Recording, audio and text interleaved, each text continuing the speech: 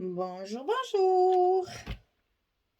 Eh bien, ravi de vous retrouver encore pour la suite de cet album Snowy Winterland de Craft O'Clock.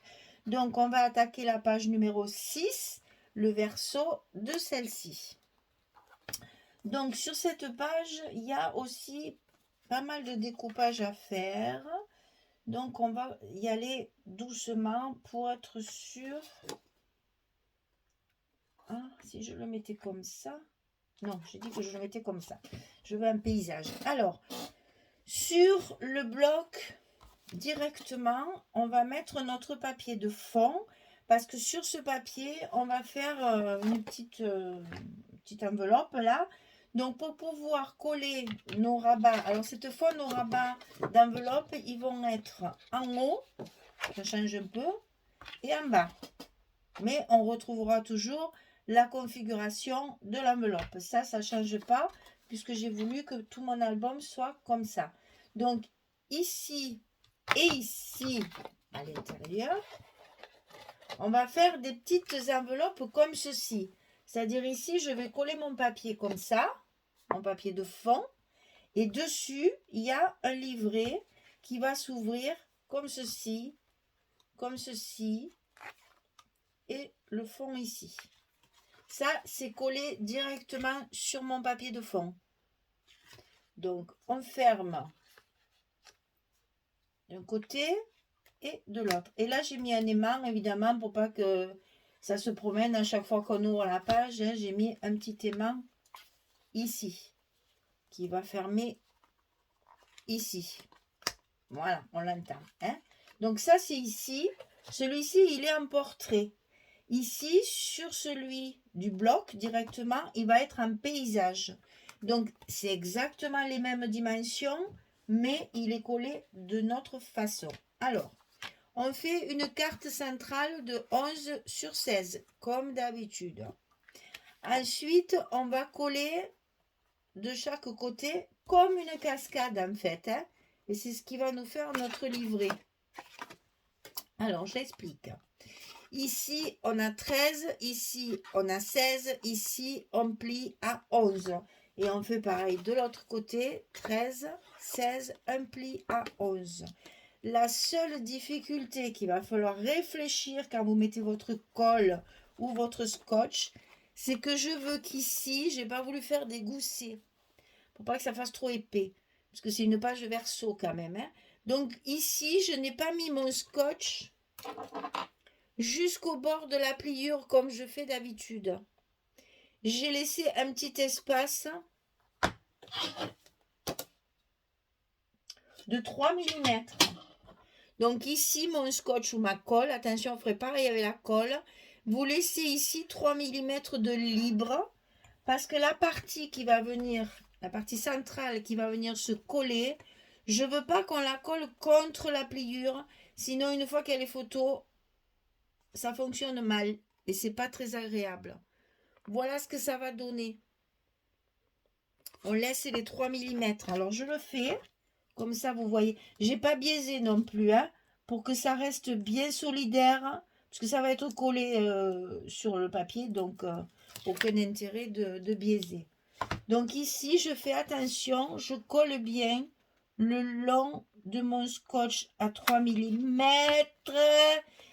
Là.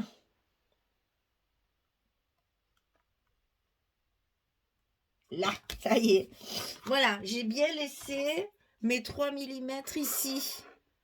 Comme ça, pour fermer, vous avez ici, vous voyez, du coup, il reste quoi? 1 mm à tout casser. Pour ça qu'il faut faire attention, parce que si vous le mettez ras, je vous montre. Si vous mettez ras de la pliure ici, là, ça ne va pas fermer, ça va vous gêner. Et ensuite, quand il y aura l'épaisseur du papier et des photos, ouais, ça fermera plus. Donc je laisse mon petit gousset, si vous voulez, que je fais d'habitude, il est à plat au lieu d'être en volume. Voilà. Donc ici j'ai fait pareil. J'ai mis mon scotch à 3 mm de ma pliure et je vais coller ma carte de base pareil à 3 mm du pli.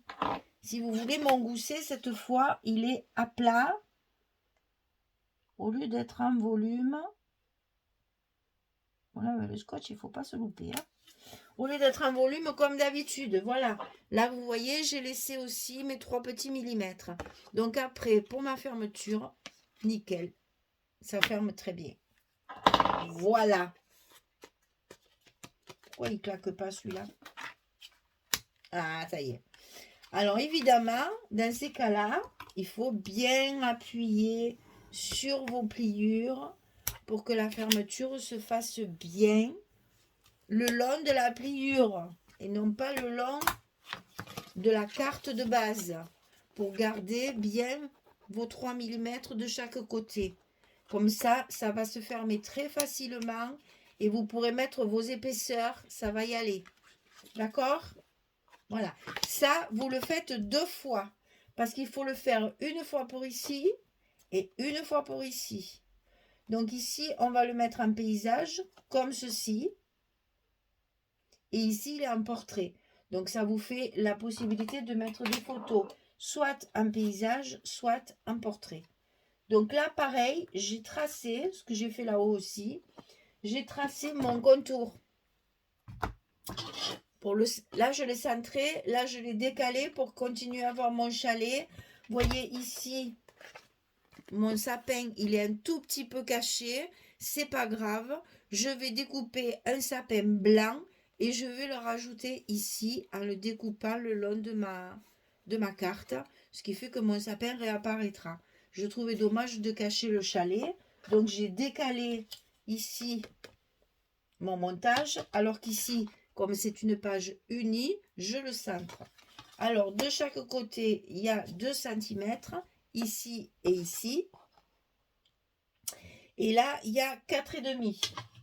Donc, 4,5, 4,5, 2 cm, 2 cm.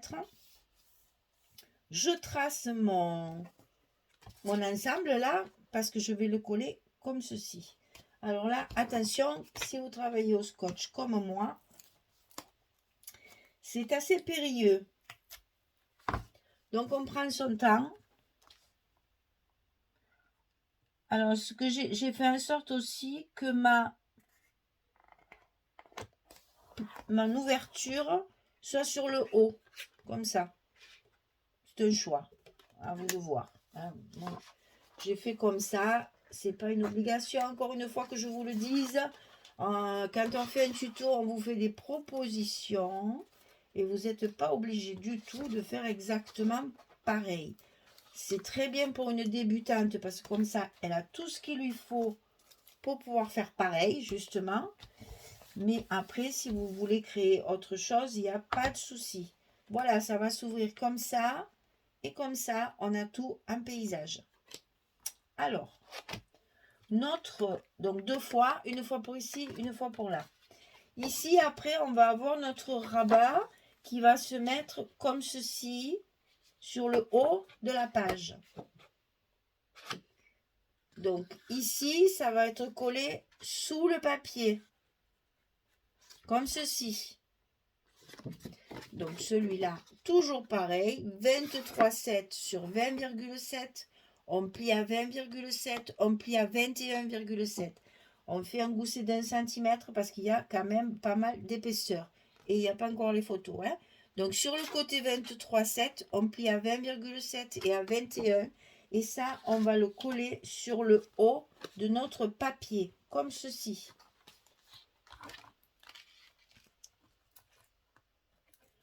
Alors là, étant beaucoup plus périlleux que la normale, évidemment, je préfère positionner mon papier tranquillement pour qu'il soit bien en place. Et quand c'est fait, et voilà, le second, il n'est pas venu, il est resté coincé. C'est pas très grave. Voilà. Donc ici, on a mis notre rabat sous le papier, comme ceci. Donc ici, il faut penser, si vous travaillez comme moi avec le scotch, de remettre évidemment un scotch pour coller le haut du papier, forcément. N'oublions pas, parce qu'après, ça colle pas, hein, s'il n'y a pas de scotch. Voilà. Donc ici, après, sur le bas, pour fermer notre enveloppe, c'est toujours pareil. 20,7 sur 8. On plie à 5, on plie à 6. Ici, pour fermer notre rabat. Et là, pareil, on va le fixer directement. Alors, je ne voudrais pas faire de bêtises. Et je me demande si je collais peut-être directement sur le carton, ça serait peut-être mieux que sur le papier. Donc, c'est pas grave. On inverse nos plis. Ça n'a aucune importance. Et on va faire comme ça parce que je pense que ça sera plus judicieux. Hein? Au moins, on sera bien en face. Voilà, on va le coller directement sur le bloc et pas sur le papier. À mon avis, ce sera plus facile.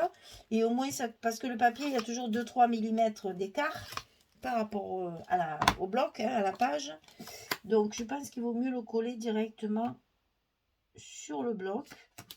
Au moins, je suis sûre que ma page sera au bon endroit. Voilà. Donc voilà, ça va venir ici et ça va venir fermer avec les aimants ici. Alors avant de mettre mes aimants, j'ai besoin de mettre mes épaisseurs. Donc je vais coller mes papiers, je colle tout ça et je reviens vers vous pour coller mes aimants et le papier ici et le papier ici. À tout de suite! Voilà, donc une fois que mon bloc est bien rempli, que tout est bien à sa bonne épaisseur, vous voyez, là, je remets la caméra juste pour vous faire voir quand on fait des bêtises. Ben voilà, on s'aperçoit que, ah ben mince, j'ai collé le papier. Mais pourquoi j'ai collé le papier? Parce que je suis une imbécile. Alors du coup, je vais être obligée de recoller un autre papier. Enfin, c'est pas grave. Ça arrive, vous voyez. Donc là, on va bien fermer pour que ce soit bien en face.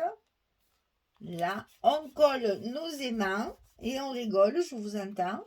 Et maintenant, mes aimants, ils sont en place, collés sur le papier. Oh, quelle belle casse! Et en plus, je vous le dis, ne collez pas au papier surtout. Hein. On va coller celui-là. Hein, de suite, ça va aller mieux. Ça va aller mieux de suite.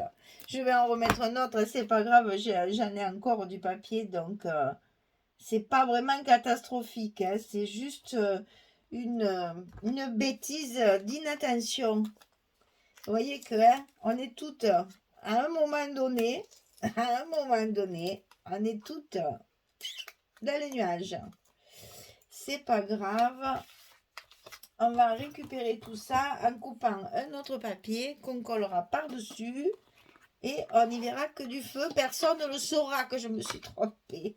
Alors par contre là, il faut faire attention au sens du papier. C'est comme ça. Voilà. Hein, pour que ça fasse aussi la continuité de l'image. Donc c'est dans ce sens. Je vous rappelle que c'est fermé en haut et en bas. Et que donc on positionne notre papier après avoir mis les aimants, n'est-ce pas? Faites ce que je dis et pas ce que je fais. Hein. De temps en temps, ça revient. Hein. De temps en temps, il faut que ça m'arrive au moins une fois, sinon c'est pas rigolo. Ça serait monotone si je me trompais jamais. Je me filerais des claques quand je fais ça. Mon Dieu, c'est vraiment de l'inattention, ça. Mais bon, il n'y a rien de catastrophique. En scrap, on arrive toujours à retomber sur nos pattes. Et comme ça, n'est vu connu. Hein. Donc, je vais faire ça, bien sûr, hors caméra. Hein. Je ne vais pas vous faire l'affront de vous montrer comment on découpe un papier quand on s'est trompé, n'est-ce pas? Parce que là, c'est pas possible que je le cache. Hein. Ça va être minable. Donc, le mieux, c'est de retailler un papier et de le mettre à la place. Il y a plein de petites chutes qui vont me servir. Il n'y a aucun souci. Voilà, la page numéro 6 est terminée. Donc, elle s'ouvre comme ceci. Pas jamais assez de place. En haut, vous avez le carnet qui s'ouvre comme ça. Donc là, vous voyez, il faut privilégier les chutes. Hein. Vous voyez, c'est que des chutes. pour essayer justement de récupérer un maximum de papier. Là, c'est pareil, dessous, j'en ai pas assez. Hop, une petite chute. Et ici, un papier dans ce sens, bien sûr, pour respecter le côté paysage. Donc là, si je réfléchis bien, 3, 4, on peut mettre 4 photos facilement. Bon, ici, moi, je vais décorer, je vais faire quelque chose par-dessus, mais bon. Et là, pareil, donc là, vous voyez que sur une page verso, vous avez quand même la possibilité de mettre encore 8 photos. On ferme, et la page numéro 6 est terminée. Il manque qu'à coller ma petite... Quelle c'est qui va faire le mieux? Celle-ci. Il reste à coller ma petite capsule travaillée. Allez, un petit peu beaucoup de glossy. Elle se positionne toute seule sur les mains qui est dessous. On appuie très légèrement pour répartir un peu le glossy dessous, mais sans plus. Voilà, page numéro 6 terminée. Le bloc numéro 3 est terminé. On va attaquer le dernier déjà. Il y a un pop-up sur le dernier encore, hein, un peu plus complexe, mais il y a un pop-up. Voilà, ça sera un mécanisme en volume cette fois.